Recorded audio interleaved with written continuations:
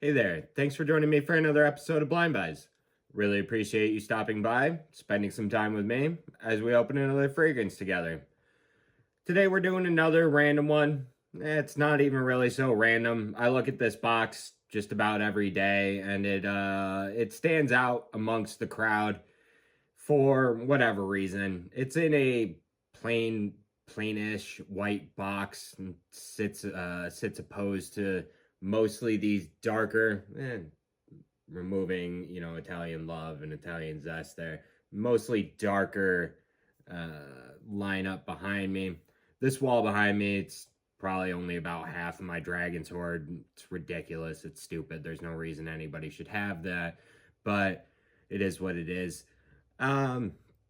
But anyways, I look at this fragrance just about every day, and for whatever reason, it really piques my interest. You already clicked on the video, so you already know what I'm talking about. It's Azzaro Homme Cologne Intense, and just something about this presentation just really sticks out to me. The green lettering on the white background, the little silver Azzaro. It's just, I don't know. There's just something aesthetically pleasing about it that makes me want to open this. I think this should sit well with the summer weather that we've been having, and I really don't see any other time that I'm going to be opening it other than a summer or spring. The only other Azzaro I've opened other than the most wanted is Azzaro Pour Homme, and that honestly smelled very dated at first sniff, but upon further wearings, I started to see its appeal, and it wasn't so bad. I've worn it a couple times since doing the video. It's not the worst fragrance you could ever purchase. It is a classic for a reason. This fragrance, however, did not come out in 2000. Wow.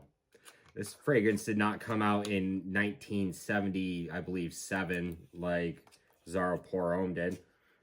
I can already smell it. Look at the green. I like the little accents. This one came out in 2021, and that is a detail I normally add in on the second half of the video. I do batch codes, who perfumed it, the schnoz, projection, longevity, what I paid for it, where I got it, long-term kind of thoughts, what I thought of the dry down and that kind of thing. But I'm really liking this. It looks more teal on the screen, but it's more green in my hand. And we'll just go ahead and open this guy up, and we've got it oriented the right way. Got Azzaro Pour Homme Cologne Intense. Now, one thing I do hate about this, and I am going to check right now, and there is the confirmation. I hate the naming convention of things like Cologne Intense.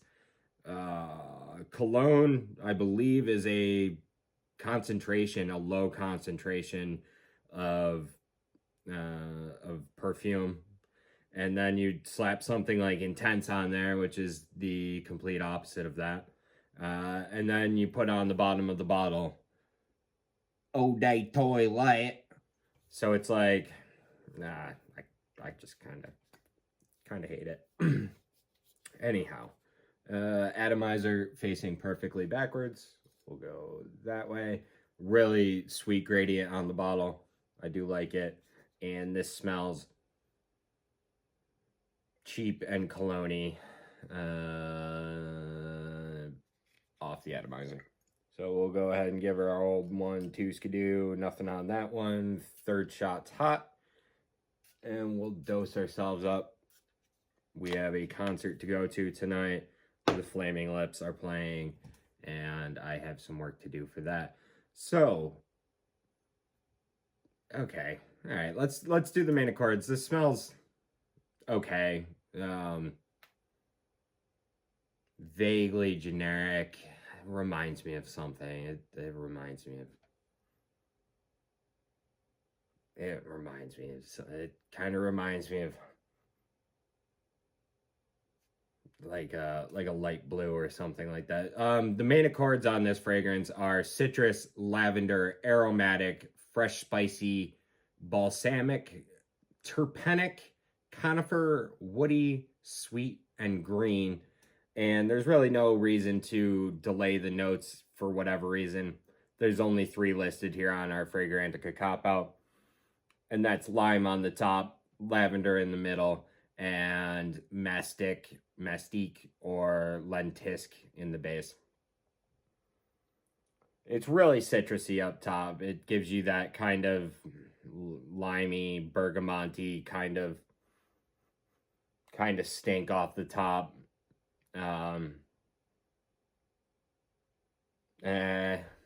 Little, slightly herbaceous from that lavender. It's pretty pokey out there. It's not a bad scent. It's just not, I don't think it's really all that special, to be honest with you. It doesn't really, blow my steam pipe or anything like that.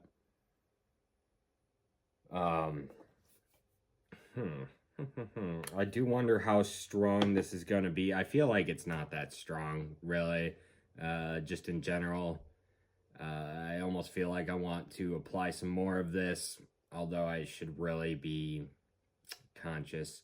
We'll be outside all evening, so perhaps I'll add another spray or 2 in an hour. Other than that, really, it's nothing really to write home about. It's slightly interesting. I mean, it just kind of reminds me of like a light blue or like a polo blue or something sort of boring along those lines, to be honest with you. But that doesn't mean I'm not going to give it a full week's worth of wear. I'm going to give it its fair amount of time, come up with some sort of subjective projection, longevity kind of thing, and what I thought about it in the long run. So stick around, and we'll have the rest of the answers on the other side of the waterfall. So thanks, you guys.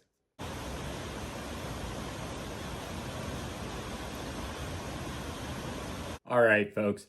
I've been wearing Azzaro Pour Homme Cologne Intense for the better part of 2 weeks, and we can wrap it up at this point, I think. There's not too much more to be gleaned. This fragrance came out in 2021, and the perfumer couldn't really find anything. I think it was Parfumo that listed Givaudan as the perfumer. It's really just like a massive corporation, really, of fragrance, from what I know. So I don't know. Nobody wanted this on their resume for whatever reason. It's whatever. In terms of batch code, I got 91U100M, which gives us an exact born-on date of, well, not an exact born-on date, gives us a born-on date of January 2021. So this could be, I don't know, a launch bottle even at this point. It's 3+ years old. There's no noticeable degradation or anything like that. In terms of housekeeping, I got this off of Fragrance Net, and I paid $42.59 for it.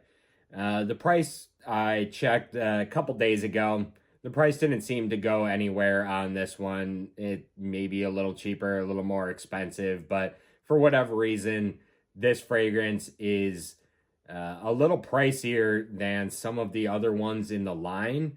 Not like Wild Mint or Ginger Lover or Naughty Leather or something like that. Those are a little more expensive from what I know. But like Azzaro Pour Homme was like $20 some odd or something like that. So really, this one's a little more expensive, probably just because it came out more recently. They put 3.4 ounces on the bottle, and that gives us a $12.52 per ounce price tag. Now, that's kind of in the cheapy zone, really. It's also sort of where I would want this fragrance to be. It could be a little bit cheaper, to be honest with you, but $12.50 isn't really too bad. If I had paid more for this, I would be a little bit miffed, but as such, it's not too horrible. If it was like maybe $35 a bottle or so, get it down to that single digit per ounce price tag, that'd be great, but it's not. Projection, it's not all that bad, really. I give it a 5 out of 10, maybe a 4.5 or something like that. It's really not all that bad. It's nothing to write home about. It does its job. Thank you. Thank you for doing your job. Longevity, also not too shabby. It's like 6 to 8 hours, 5 to 7, something like that. I was getting a work day out of it. Definitely reapplying in the evenings. It's not any sort of like 10 to 12 hour banger or anything like that. I was reapplying in the evenings, and I was getting a full work day out of it, which is pretty good. I mean, at $42 a bottle, lasting all day, that's not too shabby, really. The more I wore this, the more I started to like it. The original Pour Homme was very similar, and they are similar in the fact that they are both distinctly masculine. There is no mistaking either of these fragrances for unisex fragrances or anything like that. I don't see a woman wearing Cologne Intense. It doesn't make sense to me. That would be kind of weird. They are both, like I said, distinctly masculine, but they do not really smell all that similar. I would say that Cologne Intense probably fits in with the other Azzaro Pour Hommes, and we're gonna have to get through all of them to really see. But I would expect for it to sort of make sense as an Azzaro Pour Homme. And just based on the immediate comparison, it sort of does make sense. Again, doesn't smell the same, but it makes sense in the line. I found this to be not too bad in the summer heat. I would say it's maybe a little bit heavy, maybe a little bit dense for super high heat, but New York's been in that 70 to 80s range as I wore this, and it really did fine. It wasn't overly heavy. It was, it's not a light fragrance at all. But it's like a middleweight kind of fragrance. So I feel like in super high heat, it's maybe a little heavy. You're going to want to stick to 60s and 70s kind of weather with this one. Maybe low 80s is fine. It's, clean and soapy and that kind of thing, but it is a little bit heavy in comparison. I would say overall that this was a good scent, but it's really nothing special. It didn't make me lose my mind in any regard. I wouldn't say anybody really needs this fragrance other than for collecting purposes. If you want the whole Azzaro Pour Homme line, then of course it makes sense. I do think, however, that other companies could really take a few hints off of this bottle. You can see contrasted against the white box behind it, this nice yellow to it's sort of green to blue gradient. It's a really nice bottle in my opinion. I wish more companies would do nice gradient type things. You can't overdo it, of course, but I do like this nice gradient, and I'm fairly sure that the yellow is the color of the juice. And it's up to clear to blue. Looking from certain angles, it looks kind of green. It's kind of a neat thing in my opinion. But like I said, do you really need this?